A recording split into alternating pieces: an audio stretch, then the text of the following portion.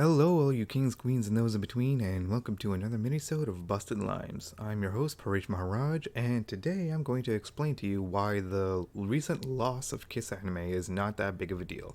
For those who don't know, KissAnime is the go-to pirate website for people who wanted to illegally watch anime for free. If you'll allow me to date myself for a minute here, it was like the LimeWire of anime. And apparently this website went down yesterday, and whether or not this is permanent is anyone's guess, considering this is the internet where nothing really dies forever.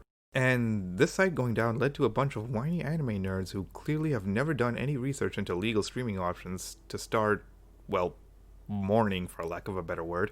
And although I can see where these people are coming from, I can't help but think that a lot of the sentimental value comes from misguidance as to what KissAnime actually is.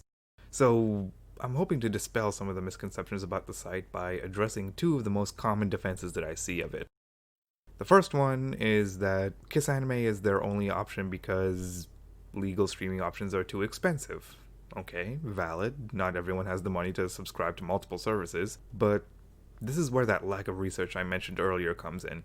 Legal streaming sites do have free options. Yes, you have to sit through ads, but honestly, if ads were a deal breaker for you, then that's more reason for you to move away from KissAnime. Those ads were loaded with malware that could fuck up your computer and compromise your security. At least with legal ads, you'll be properly supporting the industry at only a minor inconvenience. And before you come at me with the old sentiment of, well, some shows are hidden behind a paywall, that problem is seriously overblown. All of the most popular series are available in the free options, like Demon Slayer, Fullmetal Alchemist, One Piece, Fruits Basket, Yuri on Ice, and shit, that's just Crunchyroll. All the other streaming sites also have quality shows on their free options.